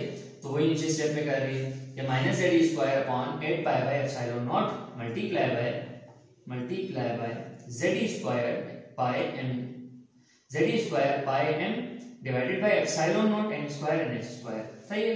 अब इन दोनों को जो है आपस में मल्टीप्लाई कर लेते हैं और जो कट रही है चीजों ने हम यहाँ पर ही क्रॉस कर देंगे, खत्म कर देंगे। तो क्या कट रहा है, ये पाई जा रहा है इस पाई के साथ, और इसके अलावा तो कुछ भी, हाँ इसके अलावा कुछ भी नहीं जा रहा, तो हम क्या करेंगे, आगे चलते हैं बस। E equals to minus z square था, हमने क्या कर दिया, जब z से मल्टीप्लाई करेगा तो z का स्क्वायर हो जाएगा, e स्क्वायर से मल्टीप्लाई करेगा तो e का 4 हो जाएगा, m खाली है तो m को हमने ऐसे रख दिया और माइनस का माइनस, सही है। नीचे आ जाए 8 एप्सिलॉन नॉट का स्क्वायर कैसे आता है, जब एप्सिलॉन नॉट एक इधर और दूसरा इधर, तो एप्सिलॉन नॉट जब एप्सिलॉन नॉट से मल्टीप्लाई करेगा तो एप्सिलॉन नॉट स्क्वायर बन जाएगा, n स्क्वायर सेम और h स्क्वायर भी सेम, ठीक है। अब हम कह रहे हैं कि z अगर हम देते हैं 1 के बराबर, कि एटॉमिक नंबर किसी भी एलिमेंट का जो है 1 है, इसके हम डेरिवेशन कर रहे हैं, तो क्या हो जाएगा, z की जगह जब 1 आ जाएगा तो 1 का स्क्वायर क्या होता है, 1 पे आप स्क्वायर लगा लें तो 1 का स्क्वायर 1 ही रहता है, ठीक है ना। तो हम क्या करेंगे, यहां से z को गुण करेंगे, E equals to minus m e पे power 4 divide by 8 epsilon naught square h square. अब n स्क्वायर आ गया यहाँ से, क्योंकि हम n ऑर्बिट की जो है एनर्जी को फाइंड कर रहे हैं, तो हमने n को जो है वो अलग कर दिया, ठीक है, हाफ ऑफ द n, क्योंकि हमारे पास डिवाइड में ही था n, तो डिवाइड में ही रहेगा और हाफ करके उसको डिवाइड कर दिया। चलिए अब अगर हम क्या करें, इन तमाम कांस्टेंट्स को, ये सारे कांस्टेंट्स हैं, ये मैं पढ़ा, ये सारे हमारे पास जो ना कांस्टेंट है, सिवाय किसके, सिवाय n स्क्वायर के, सारे कांस्टेंट हैं, m भी कांस्टेंट, e भी कांस्टेंट, 8 वही हमारे पास सॉल्व करते आ रहे हैं, एप्सिलॉन नॉट भी कांस्टेंट हम लास्ट क्वेश्चन में देख चुके हैं, h भी कांस्टेंट है, कांस्टेंट क्या नहीं है, n कांस्टेंट नहीं है, तो n जगह पर रहेगा, बाकी इस सब इन सब वैल्यूज का ये जो वैल्यूज आती है इन सब के लिए ये कांस्टेंट आएगा k। अब वो k क्या है, उस k की वैल्यू क्या है और किस तरह से कांस्टेंट निकला है, उसको हम जो है वो कर लेते हैं आगे। चलिए फिर जो कांस्टेंट k है उसके बारे में थोड़ा डिस्कस कर लेते हैं कि किस तरह से आता है, हमारे पास क्या कांस्टेंट है, कौन सा फैक्टर है k। तो इक्वेशन क्या आती है हमारी, e = -me⁴ divide by 8 epsilon naught square h square in bracket half of the n square, ठीक है, ये हमारे पास इक्वेशन आई थी। इस इक्वेशन के अंदर हमने कहा कि तमाम जो है m हो गया, जैसे ये भी कांस्टेंट है, क्या कांस्टेंट है, मास ऑफ इलेक्ट्रॉन 9.11 × 10⁻³ kg, ठीक है, इसी तरह e भी जो है वो कांस्टेंट है, e भी कांस्टेंट है, चार्ज ऑफ इलेक्ट्रॉन है ये हमारा, इसकी वैल्यू 1.602 × 10⁻⁻19 कूलम, और एप्सिलॉन नॉट भी कांस्टेंट है हमारा, वैक्यूम परमिटिविटी का, इसकी वैल्यू है 8.84 × 10⁻12, ठीक है। इसके अलावा प्लैंक h जो है वो भी कांस्टेंट, प्लैंक कांस्टेंट है, उसकी वैल्यू 6.625 × 10⁻34 जूल सेकंड, ठीक है। ये सब जो है कांस्टेंट है हमारे पास, इन सब की जब हम कैलकुलेशन करते हैं कैलकुलेटर में, तो वैल्यू जो हमें मिलती है वो मिलती है 2.18 × 10⁻18 जूल्स पर एटम, और अगर इसको किलो जूल्स में लेंगे तो वैल्यू आएगी 1312.8 किलो जूल्स पर मोल, ठीक है। ये दो वैल्यू इसकी यूज होती है कैलकुलेशन में। तो अगर हम इस सब कांस्टेंट्स को हटा देते हैं और एक फैक्टर ले आते हैं जिसका हमने नाम रखा है k द फैक्टर, इस k को रखते हैं, जो k की वैल्यू है किसके बराबर है, 2.18 × 10⁻18 के, और half of the n square हम जरूर रखेंगे, क्योंकि n जो है वो कांस्टेंट नहीं है, n हमारा ऑर्बिट है जहां से इलेक्ट्रॉन आया है हम तक, और उसकी एनर्जी हमने कैलकुलेट की है, ठीक है। तो ये था हमारा calculation for energy of nth orbit. तो अब हम calculation for change in energy and frequency की डेरिवेशंस को स्टडी करेंगे। चेंज इन एनर्जी की कैलकुलेशन करने के लिए हमें बोहर का पोस्टुलेट याद करना पड़ेगा, जिसमें बोहर ने कहा था कि एक इलेक्ट्रॉन जो है वो इमिट भी करता है एनर्जी और एब्जॉर्ब भी करता है एनर्जी, और जब एब्जॉर्ब करता है और जो इमिट करता है उसको आप चेंज इन एनर्जी को किस तरह कैलकुलेट करते हैं, डेल्टा E = E2 - E1, मतलब higher energy level minus lower energy level, ठीक है जी। हमने ये क्वेश्चन जो है वो बोहर के पोस्टुलेट्स में देखी थी। तो इसी इक्वेशन के जरिए हम calculation for change in energy की डेरिवेशन को ड्राइव करेंगे, और उससे हम तो इसी इक्वेशन से हम चेंज इन एनर्जी जो है वो कैलकुलेट करेंगे इलेक्ट्रॉन की। तो उसके लिए हमें क्या करना होगा, हमें E1 और E2 की वैल्यूज जो है वो पता है, हमने लास्ट डेरिवेशन में E1 मतलब एनर्जी की जो है वो कैलकुलेशन की थी, और उससे हमें इक्वेशन मिली थी -m⁴ divided by 8 epsilon naught square and h का स्क्वायर देन 1/n स्क्वायर, ठीक है। हमने ये क्वेश्चन जो है वो लास्ट डेरिवेशन में ड्राइव की थी, जिससे हमने एनर्जी कैलकुलेट की थी किसी एक इलेक्ट्रॉन की, ठीक है जी। और उसकी जो हमने कांस्टेंट रखा था उसके लिए कांस्टेंट क्या था, -k देन ब्रैकेट 1/n का स्क्वायर, ठीक है, आपको याद होगा। तो अब क्या करना है, हमने इस -k की वैल्यू कितनी थी, इस -k की वैल्यू थी 2.18 × 10⁻⁻18, ठीक है, -2.18, तो ये वैल्यू थी। तो जहां पर ये वैल्यू मौजूद होगी m-me⁴ divided by 8 epsilon naught square and h square and 1/n का स्क्वायर, तो जहां हम वैल्यू मिलेगी ये वाली, सिर्फ ये पॉइंट मिलेगा, हम वहां क्या कर देंगे, हम वहां पर k रख देंगे, k नहीं रखेंगे तो सिर्फ उसकी वैल्यू भी रख देंगे, और हमारे डेरिवेशन जो है वो और जो कैलकुलेशन है वो हो जाएगी, ठीक है। इस तरह से देखें, अब हमने क्या किया, चेंज इन एनर्जी ये ऊपर से पॉइंट लिया, और E2 दैट इज हमने रखना है इसको, क्योंकि ये हमारे पास जो है बराबर है E के, एनर्जी के बराबर है, ठीक है। तो इसलिए मैं क्या करता हूँ, जहां भी E देखूंगा वहां पर इसी वैल्यू को रखूंगा, जहां एनर्जी देखूंगा वहां ये वैल्यू डाल दूंगा। तो क्या करना है, हमने E को देखा और इसकी वैल्यू को हमने पुट कर दिया। अब यहाँ पर जो है जब हमने इसको पुट किया -2.18 into 10⁻⁻18 माइनस का 18 डिवाइडेड बाय n2 था हमारे पास, लेकिन अब हमारे पास क्या मामला है कि E2 है तो हमने इसके लिए n2 लिया है, ठीक है। और स्क्वायर जो है वो हमने एनर्जी की इक्वेशन से ही लिया हुआ है। अच्छा जी, माइनस E1 के लिए भी वही इक्वेशन आएगी हमारे पास, हमें ये लिखना था लेकिन हमने क्या कर दिया, उसकी वैल्यू को पुट कर दिया कैलकुलेट करके, ठीक है। दैट इज -2.18 into 10⁻⁻18 और n का स्क्वायर और E जो है 1 है तो हमने E को n को 1 रख दिया, ठीक है। ये हमारे पास यहाँ पे इक्वेशन हो गई। अब क्या हो रहा है यहाँ पर, अब इस स्टेप के अंदर बाहर भी माइनस है और अंदर भी माइनस है, तो क्या हो जाएगा माइनस माइनस प्लस। तो नीचे स्टेप पे आए, हमने क्या किया है, इन दोनों को माइनस माइनस को प्लस कर दिया है। अब इक्वेशन क्या बनी हमारी, सेम बिल्कुल, -2.18 into 10⁻⁻18 डिवाइड बाय n2 का square plus 2.18 into 10⁻⁻18 divided by n1 का स्क्वायर, ठीक है। यहाँ पर इक्वेशन हमारी हो गई। अब ये दोनों जो है वो सेम है, ये दोनों सेम वैल्यूज, सिर्फ क्या है यहाँ पर फर्क क्या है, सिर्फ फर्क है आपके पास ऑर्बिट्स का, यहाँ पर सेकंड ऑर्बिट है और यहाँ पर फर्स्ट ऑर्बिट है, दैट इज ये E2 है और ये E1 है, सही है। तो हम क्या करेंगे, हम जो करेंगे एक दफा इसको कॉमन ले लेंगे 2.18 into 10⁻⁻18 को, लेकिन आपको पता है कॉमन जो है माइनस वाला कभी नहीं लिया जाता, कॉमन हमेशा प्लस वाली वैल्यू को लेते हैं, ठीक है। तो हमने क्या कर दिया, जो हमारे पास दो वैल्यूज थी हमने उसको एक लिख दिया और यहाँ पर हमने उसको रख दिया, delta E is equals to 2.18 into 10⁻⁻18 plus का क्यों, क्योंकि मैंने आपको बता दिया कॉमन जब भी लेंगे और दोनों साइंस होंगी प्लस बी माइनस बी तो प्लस को प्रायोरिटी दी जाती है, ठीक है। तो ये हमारे पास वैल्यू आ गई। अब क्या बचा, अब n2 का स्क्वायर बचा और n1 का स्क्वायर बचा, ठीक है। दोनों डिवीजन में है तो हम क्या करेंगे, इन दोनों को हाफ में रख देंगे, 1/n2 का स्क्वायर एंड 1/n1 का स्क्वायर, बीच में जो है वो माइनस। अब ये माइनस क्यों, क्योंकि चेंज एनर्जी, ये n2 जो हमारे पास है, ये n2 जो हमारे पास मौजूद है यहाँ पर, ये इंडिकेट कर रहा है हाई एनर्जी को, ठीक है। और ये n1 जो है हमारे पास, ये इंडिकेट कर रहा है इसको लोअर एनर्जी लेवल को, मतलब जब हायर से लोअर में एनर्जी जाएगी, जब हायर से लोअर में इलेक्ट्रॉन जाएगा तो वो कितनी एनर्जी जो है वो रेडिएट करेगा, कितनी चेंज एनर्जी इसमें आएगा, तो इस कैलकुलेशन के जरिए हम उसको कैलकुलेट कर सकते हैं। This is your equation for calculating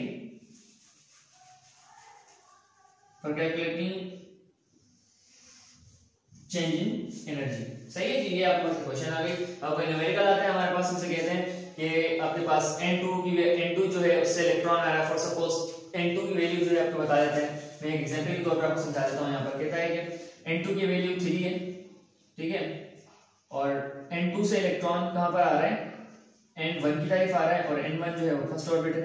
तो आप क्या करेंगे, इनको यहाँ पर पुट कर देंगे, सिंपली कैलकुलेट सारी वैल्यूज को रख के कैलकुलेट करेंगे तो आपके पास जवाब जो आएगा वो चेंज एनर्जी का जवाब मिल जाएगा, ठीक है। ये सिंपल है, ये सिंपल, बहुत सिंपल तरीका है। बुक के अंदर भी आपके पास इक्वेशन की डेरिवेशन हुई भी है, लेकिन वो थोड़ी सी टिपिकल है, ठीक है। और ये जो है इक्वेशन जो मैंने यहाँ पर करी है थोड़ा आसान तरीका है, ठीक है। दोनों ही इक्वेशन सेम है, बुक की भी, जो नई बुक हमारे पास मौजूद है फर्स्ट ईयर की, उसमें भी सेम है इस तरह से, लेकिन उसमें क्या किया है, उसमें उसने ये वैल्यू नहीं रखी है 2.18 ठीक है। उसने उसकी असली जो वेरिएबल्स है वही रखे हैं, that is -m⁴ divided by 8 epsilon not h², ठीक है। हमने क्या किया, उसको कैलकुलेट कर दिया, क्योंकि हमें पता थी उसकी वैल्यू, तो हमने उसे कैलकुलेट करके ये वैल्यू रख दी, ठीक है। ये हमारे पास हो गया चेंज इन एनर्जी की। तो अब फ्रीक्वेंसी की कैलकुलेशन करते हैं। तो फ्रीक्वेंसी की कैलकुलेशन जो है वो किस पॉइंट के हिसाब से करेंगे वो करेंगे हम प्लांक क्वांटम थ्योरी के बेसिस पे, ठीक है जी। प्लांक क्वांटम थ्योरी कहती है कि जब भी कोई चीज रेडिएट होती है और उसमें से एनर्जी जो है वो रिलीज होती है, तो एनर्जी फोटॉन्स की सूरत में होती है, और फोटॉन की नेचर कौन सी होती है, पार्टिकल नेचर होती है और वेव नेचर भी होती है, ठीक है। तो अब उसकी वेव नेचर है तो उसकी फ्रीक्वेंसी भी होगी, तो फ्रीक्वेंसी कैलकुलेट करने के लिए हमें उसकी जो है वो एक कैलकुलेशन रखनी पड़ेगी, एक डेरिवेशन करनी पड़ेगी। चलिए, जैसे कि हमें पता है कि delta E is equals to h nu, हम ये पढ़ के आ चुके हैं बहुत के पोस्टुलेट्स में, 9th के केमिस्ट्री के अंदर भी ये मौजूद है, फर्स्ट ईयर में भी है कि अगर हम डेल्टा E लिखते हैं तो चेंज इन एनर्जी आती है वो कितनी होती है, h न्यू के बराबर होती है। New is for frequency, Planck h for Planck constant, that is 6.62 into 10⁵ into 10⁻⁻34 and this is nu and this is the frequency of particle, ठीक है जी, और वेव। चलिए, अब हम क्या करेंगे यहाँ पर सिंपली, हमने डेल्टा E की इक्वेशन जो है वो पता है, वो कौन सी इक्वेशन है डेल्टा E की, वो थी हमारे पास 2.18 into 10⁻⁻18 and bracket one of the end half of the n2 square and half of the n1 square. ठीक है, अब हम सिंपल क्या करेंगे, जहां पर डेल्टा ई था वहां पर हम h न्यू लगा देंगे, क्योंकि हमने देखा कि h न्यू जो है वो बराबर है इसके डेल्टा ई के। ठीक है, जब दोनों एक दूसरे के बराबर हैं तो हम जो है इन दोनों की वैल्यूज को आपस में चेंज कर देंगे। तो हमने क्या किया, डेल्टा ई की जगह पर h न्यू रख दिया और h न्यू उस बराबर कर दिया 2.18 × 10 to पावर माइनस का 18 bracket half of the n2 square minus half of the n1 square. सही है, नीचे स्टेप पे देखें क्या करते हैं। जब हमें क्या किया, हमें फाइंड क्या करनी है, हमें न्यू फाइंड करना है, हमें फ्रीक्वेंसी फाइंड करनी है उस फोटोन की जो निकला है, जो रेडिएट हुआ है। ठीक है, तो उसके लिए हम क्या करेंगे, हमने जो h है उसे हम डिवाइड में ले गए। ठीक है, पहले मल्टीप्लाई में था, डिवाइड में आ गया। बाकी क्वेश्चन जो है वो हमने सीधी रख दी जैसे हमारे में पहले मौजूद थी। तो ये हमारे पास जो है एक इक्वेशन एक और ड्राइव हो गई, और वो किसके लिए हुई, वो फ्रीक्वेंसी के लिए हो गई। तो अगर हमें फ्रीक्वेंसी ऑफ फोटोन या फ्रीक्वेंसी ऑफ इलेक्ट्रॉन अगर हमने कैलकुलेट करनी होगी जो रेडिएट हुआ है, तो हम ये क्वेश्चन इस्तेमाल करेंगे। और अगर हमें चेंज इन एनर्जी कैलकुलेट करनी होगी उस फोटोन की, उस इलेक्ट्रॉन की जो हायर स्टेट से लोअर स्टेट्स में आता है, तो हम इस इक्वेशन को जो है वो यूज करेंगे। ठीक है, अब हमारे पास सिर्फ लास्ट क्वेश्चन रह गई है, वो किसके लिए है, वो है वेव नंबर कैलकुलेट करने के लिए। तो अब उसको जल्दी से हम कर लेते हैं। ओके, तो last calculation that is calculation for wave number को हम अब डिस्कस करते हैं कि इसमें हम क्या करने वाले हैं। जैसे कि हम जानते हैं कि फोटोन की पार्टिकल नेचर भी है और उसकी वेव नेचर भी है। ठीक है, एक पार्टिकल जब किसी मैटर में से निकलता है रेडिएट होके, तो वो किस सूरत में निकलता है, फोटोन की सूरत में निकलता है, और हमने उसकी एनर्जी भी कैलकुलेट करी पिछली इक्वेशन में। ठीक है जी, अब हम उसका वेव नंबर कैलकुलेट करेंगे। तो वेव नंबर होता क्या है, पहले समझ लें कि the number of waves per unit length. एक जो है वेव की टोटल कितनी लेंथ हो सकती है। ठीक है जी, मिसाल के तौर पर आप ये कहें कि सर यहाँ से जनरेट हुई आपकी वेव, तो अब ये क्या हो रहा है, इसकी वेव है। ठीक है, तो यहाँ से लेके जो यहाँ तक वो आ रही है, ये आपकी क्या कहलाती है, वेवलेंथ भी कहलाती है। ठीक है, यही वेव नंबर भी कहलाता है कि कितनी वेव जो है एक पार्टिकल की हो सकती है, फोटोन की हो सकती है, जब वो रेडिएट होके निकलता है किसी एटम के अंदर से या इलेक्ट्रॉन से। ठीक है जी, तो इसको कैलकुलेट करने के लिए सबसे पहले हमें क्या करना होगा, हमें पता है कि फ्रीक्वेंसी बराबर होती है wave number multiply by speed of light के। ठीक है जी, frequency is equals to wave number multiply by speed of light. अच्छा, यहाँ पर जो ये न्यू बार है that is for wave number. ठीक है, ये आपकी वेव नंबर है, और सी जो है आपका वो क्या है, सी फॉर स्पीड ऑफ लाइट है। सही है। अच्छा, अब हम क्या करेंगे, जहां पर हमारे पास न्यू मौजूद है, क्योंकि न्यू की हमें वैल्यू पता है ना, हम पिछली डेरिवेशन में न्यू की जो है पूरी कैलकुलेशन करके आए, न्यू की इक्वेशन हमें पता है। तो हम क्या करेंगे, न्यू की जगह पर हम न्यू बार और सी को रखेंगे और न्यू की वैल्यू को सीधा सीधा पुट कर देंगे। ठीक है जी, क्योंकि न्यू बराबर है वेव नंबर और स्पीड ऑफ लाइट के, तो हमने क्या कर दिया, wave number speed of light multiply by wave number बराबर है इसके 2.18 × 10 to power minus 18 divided by h। ठीक है जी, bracket one of the half n2 square and one of the half n1 square. ठीक है जी, ये हमारी सेम है। अगर आपको समझ ना आए पॉइंट, तो मैं आपको यहाँ पर लिख के दिखा देता हूँ कि पिछली इक्वेशन के अंदर हमने क्या किया था, हमने न्यू की जो है वो इक्वेशन को ड्राइव किया था, वैल्यू निकाली थी, और कितनी आई थी, प्लस 2.18 × 10 to पावर माइनस का 34 माइनस का 18। ठीक है जी, डिवाइडेड बाय h और फिर half of the n2 square minus half of the n1 square. सही है, ये हमने क्वेश्चन निकाली थी, किसकी निकली थी वैल्यू, न्यू की निकली थी। तो जहां पर न्यू है हमने उसकी वैल्यू रख दी। सही है। अच्छा, अब क्या किया हमने, हमें फाइंड करना है, हमें फाइंड करना है वेव नंबर। तो जब भी हमें वेव नंबर फाइंड करना होगा, तो हमें c को क्या करेंगे, ये स्पीड ऑफ लाइट को हम डिवाइड में ले जाएंगे, और हमने यहाँ पर उसको पुट कर दिया, c multiply by h that is Planck constant.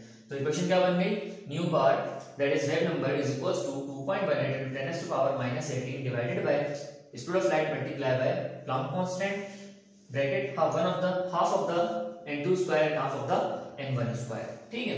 अच्छा, अब क्या करेंगे, अब हमारे पास एक कांस्टेंट होता है यहाँ पर इन सारी वैल्यूज के लिए, इन सब के लिए, ये जो ब्रैकेट में ये जो मैंने पुट करी है, इन सब के लिए हम क्या करेंगे, स्पीड ऑफ लाइट की जगह पे स्पीड ऑफ लाइट की वैल्यू रखेंगे। उसकी वैल्यू कितनी होती है, उसकी वैल्यू हमारे पास होती है c equals to 3 × 10 to power 8। ठीक है, h की वैल्यू कितनी होती है आपकी 6.625 × 10 to पावर माइनस का 34।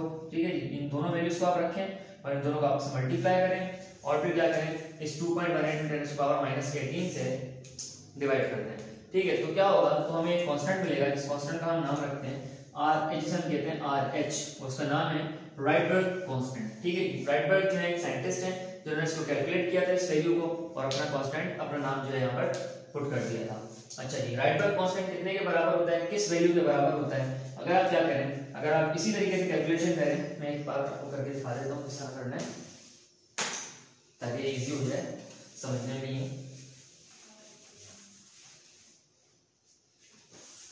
अब क्या करें, सिंपल आप लिखें 2.18 into 10 to power minus का 18 divided by 3 multiply by 10 to power 8 multiply by 6.625 into 10 to power minus 34। ठीक है, जब आप ये कैलकुलेशन कर लेंगे तो आपको जो वैल्यू मिलेगी वो आएगी आपके पास कैलकुलेटर में 10967800।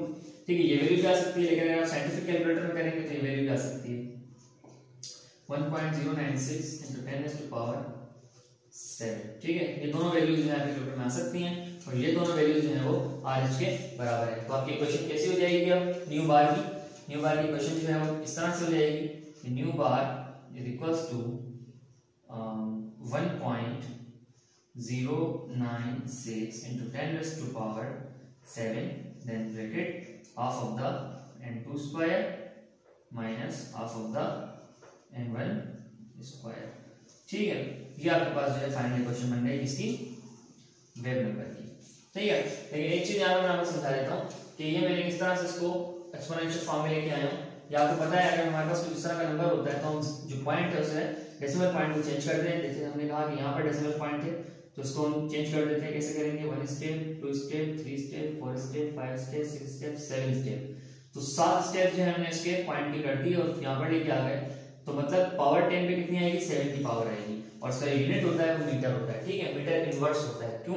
क्योंकि हम बात कर रहे हैं वेवलेंथ की और जब भी लेंथ की बात करते हैं तो उसका यूनिट हमेशा मीटर में आता है। तो ये थी हमारी कैलकुलेशंस, ये थी हमारी तमाम इक्वेशंस, ये थी हमारी तमाम डेरिवेशंस बोहर के एटॉमिक मॉडल पे बनी हुई। ठीक है जी, और होपफुली आपको सारी इक्वेशन जो है वो समझ आई होंगी होपफुली, क्योंकि बहुत लेंथी है, मैं मानता हूँ बहुत मुश्किल भी है। ठीक है जी, मैंने कोशिश की है कि इसको आसान करके जो है यहाँ पर लिखा जाए और आसान करके समझाया जाए। ठीक है, और बुक के अंदर बिल्कुल इस तरह से क्वेश्चंस नहीं किए हैं। बुक के अंदर जो है वो नया मेथड उन्होंने अप्लाई किया हुआ है और उस मेथड के अंदर उन्होंने बहुत सारे पॉइंट्स सिलेक्ट किए हुए हैं जिनकी वजह से जो माइंड है हमारा शफल हो रहा है। तो इसीलिए मैंने उसको आसान करके यहाँ पर पुट कर दिया है। अगर आप इसी इक्वेशन को जो है यूज करेंगे किसी भी न्यूमेरिकल के अंदर, किसी भी डेरिवेशन के अंदर, तो वो बिल्कुल सही मानी जाएगी और बिल्कुल सही मेथड होगा। वो कोई मेथड आप इस्तेमाल कर सकते हैं इक्वेशन को ड्राइव करने के लिए, क्योंकि सेम मेथड है, क्योंकि एंड में जो है वो रिजल्ट सेम ही आना है सबका। ठीक है जी, तो अब जो है बोहर के डिफेक्ट्स पढ़ते हैं कि बोहर का मॉडल जो है वो क्यों रिजेक्ट किया गया था। डिफेक्ट्स ऑफ बोहर का मॉडल पढ़ लेते हैं। हमने बोहर के एटॉमिक थ्योरी के बारे में डिस्कशन कर ली, हमने उसकी कैलकुलेशंस कर ली, डेरिवेशंस कर ली बोहर के मॉडल के मुताबिक। ठीक है जी, लेकिन अब जो है वो आखिर में हमारे पास है defects of Bohr's atomic model, that is खामियां क्या है एटॉमिक मॉडल के अंदर बोहर के। ठीक है जी, तो बोहर के एटम में जो बोहर के एटॉमिक मॉडल में जो खामियां हैं वो कुछ यहाँ पर मैंने मेंशन की हैं। जैसे कि पहले यहाँ पर है मेंशन, जैसे कि पहले लिखी है this atomic model is only for those atoms which have only one electron. सिर्फ उन एटम्स, ये जो मॉडल है बोहर का, ये सिर्फ उन्हीं एटम्स के लिए एप्लीकेबल है, सिर्फ उन्हीं एटम्स पे एप्लीकेबल है जिनके पास सिर्फ एक इलेक्ट्रॉन होगा। ठीक है, सिंगल सिस्टम वाले एलिमेंट्स के ऊपर ही अप्लाई हो सकता है इसका बोहर का एटॉमिक मॉडल। इसके अलावा और दूसरे एटम्स के ऊपर, लार्जर एटम्स के ऊपर इसका जो मॉडल है वो एप्लीकेबल नहीं होता। ठीक है, फॉर सपोज अगर मिसाल में यहाँ पढ़ लें तो सिंगल सिस्टम वाले कौन से आ जाएंगे? दैट इज हाइड्रोजन है तो हमारे पास, लिथियम है अगर वो आयन की सूरत में है। ठीक है, इसके अलावा हीलियम भी अगर वो आयन की सूरत में है। ठीक है, तो इस तरह से आप ये कह सकते हैं कि इन पे अप्लाई हो सकता है, लेकिन इससे बड़े एटम्स के ऊपर ये अप्लाई नहीं हो सकता। अच्छा, second point, Bohr's atomic model या Bohr's model can not explain wave nature. Bohr का मॉडल जो है वो वेव नेचर को भी एक्सप्लेन नहीं कर सकता इलेक्ट्रॉन की। ठीक है जी, इसने क्या एक्सप्लेन किया? सिर्फ पार्टिकल नेचर को एक्सप्लेन किया कि इलेक्ट्रॉन की सिर्फ पार्टिकल नेचर के बारे में इसने हमें बताया, वेव नेचर के बारे में इसने हमें एक्सप्लेन नहीं किया। तो थर्ड पॉइंट देखिए कह रहा है Bohr's model does not explain Heisenberg uncertainty principle. वो बोहर का मॉडल है वो एक्सप्लेन नहीं कर सका हाइजेनबर्ग के अनसर्टेनिटी प्रिंसिपल को। अच्छा, ये मामला क्या है यहाँ पर हाइजेनबर्ग अनसर्टेनिटी प्रिंसिपल का? हाइजेनबर्ग एक जो है साइंटिस्ट है, ठीक है जी, केमिस्ट है, एक फिजिसिस्ट है, और इन्होंने अपना एक अनसर्टेनिटी प्रिंसिपल जो है वो दिया था केमिस्ट्री की दुनिया में और फिजिक्स की दुनिया में, बोहर के मॉडल को देख के, बोहर के डेरिवेशंस को और बोहर की इस इक्वेशन को देख के जो हमने पढ़ी थी MBR = NH/2π, ठीक है। और उन्होंने जो है वो एक गैर यकीनी सूरत हाल में उन्होंने एक बात करी थी कि हम किस तरह से जो है एक ही वक्त में इलेक्ट्रॉन का मोमेंटम भी और उसकी जो है पोजीशन भी फाइंड कर सकते हैं। तो उन्होंने कहा था उसमें अनसर्टेनिटी थी कि एक चीज पे सिर्फ एक चीज फाइंड करें, या तो मोमेंटम फाइंड करें और या तो उसके पार्टिकल नेचर फाइंड करें। तो उन्होंने बोहर की इस इक्वेशन को जो है वो तब्दील किया था MBR = NH/2π। जब उन्होंने इस इक्वेशन को इस इक्वल की जगह पर अप्रोक्सीमेटली की वैल्यू जो इन्होंने रखी, जब उन्होंने अप्रोक्सीमेटली का जो है वो साइन रखा, तो उन्होंने डेरिवेशंस किए पहले रेडियस के लिए, एनर्जी के लिए, चेंज इन एनर्जी के लिए, फिर वेव नंबर के लिए, फ्रीक्वेंसी के लिए, तो वो सारी इक्वेशंस जो है वो जाया हो जाती हैं इस पॉइंट पे आके जब हाइजेनबर्ग अपना अनसर्टेनिटी का प्रिंसिपल जो है वो पेश करते हैं, ठीक है। कि इस तरह पॉसिबल ही नहीं है कि आप एक ही वक्त में इलेक्ट्रॉन की मोमेंटम को भी और इलेक्ट्रॉन की पोजीशन को भी फाइंड कर सकें, ठीक है। अच्छा, तो लास्ट पॉइंट है Bohr's model does not explain Stark and Zeeman effect. Zeeman के असर को और स्टार्क के असर को, जो उनका इलेक्ट्रिक फील्ड और मैग्नेटिक फील्ड का असर जो है एक स्पेक्ट्रम के ऊपर, वो भी जो है बोहर नहीं बता सका, उसे एक्सप्लेन नहीं कर सका। और वो क्या मामला है उसका, वो मैं आपको थोड़ा समझा देता हूँ यहाँ पर कि हम जब किसी भी एटम के स्पेक्ट्रम के पास जो जिसकी हम स्पेक्ट्रल लाइंस हैं वो देख रहे होते हैं, जिसकी हमें स्पेक्ट्रल लाइंस मिल रही होती हैं, अगर हम उसके पास कोई इलेक्ट्रिक फील्ड रखेंगे, हाई इलेक्ट्रिक फील्ड और हाई मैग्नेटिक फील्ड जो इसके पास रखेंगे, तो क्या हो जाएगा, उसके अंदर स्प्लिटिंग हो जाएगी। और स्प्लिटिंग क्यों होगी उसके बारे में बोहर ने हमें नहीं बताया, लेकिन हमें इसके बारे में पता जरूर चल चुका है। तो क्या है कि अगर हमने क्या किया, ये मिसाल के तौर पे आपके पास एक एटम है, उसका स्पेक्ट्रम जनरेट हुआ है, ठीक है, उसकी स्पेक्ट्रल लाइंस जनरेट हुई है ये सारी, ठीक है। अगर हम क्या करते हैं, इस स्पेक्ट्रल लाइंस के पास कोई इलेक्ट्रिक फील्ड या मैग्नेटिक फील्ड रखते हैं, तो क्या होता है, ये स्पेक्ट्रल लाइंस भी क्या हो जाती हैं, स्प्लिट हो जाती हैं, ठीक है। इसने देखा कि K जो है वो स्प्लिट नहीं होता, ठीक है। इसने देखा कि जो पहली लाइन है वो स्प्लिट नहीं हुई, और उस स्प्लिट नहीं होने की वजह से कहा कि ये K शेल है और K शेल के पास सिर्फ एक ही सब शेल है जो ऐसे, इसलिए वो फर्दर स्प्लिट नहीं होता, ठीक है। इसके बाद जो दूसरी लाइन थी वो स्प्लिट हुई, दो टुकड़े हो गए, उसके दो हिस्सों में बढ़ गई। तो उसने कहा कि L शेल जो है उसके अंदर दो जो है वो सब शेल्स हैं, दैट इज S और P, ठीक है। उसके बाद जो तीसरा हमारे पास है शेल M, उसके पास जो मैग्नेटिक फील्ड गया तो वो तीन हिस्सों में जो है वो बढ़ गई। और फिर इस बात का हमें पता चला कि M शेल के पास तीन सब शेल होते हैं, that is S P D, ठीक है। सबकी एनर्जी जो है वो डिफरेंट है, जैसे हम पढ़ के आ चुके हैं। उसके अलावा फिर फोर्थ में गए तो उसके बाद चार लाइंस में वो स्प्लिट हो गया आपका N शेल। तो हमें पता चला कि N के अंदर जो है वो चार सब शेल्स होते हैं, S P D F। अच्छा, ये किसने हमें कॉन्सेप्ट बताया, कि समरफील्ड ने जो है वो कॉन्सेप्ट को क्लियर किया था। ये इस बोहर ने हमें नहीं बताया था कि स्प्लिटिंग क्यों होती है और कैसे होती है स्पेक्ट्रल लाइंस के अंदर, ठीक है। तो ये था हमारा बोहर्स एटॉमिक मॉडल और डिफेक्ट्स ऑफ बोहर्स मॉडल और सारी कैलकुलेशंस। तो होपफुली आपको सारी बातें जो है वो समझ आई होंगी। इंशाल्लाह नेक्स्ट लेक्चर के अंदर आपसे मुलाकात होगी हाइड्रोजन स्पेक्ट्रम के साथ। तो ख्याल रखिएगा, अल्लाह हाफिज।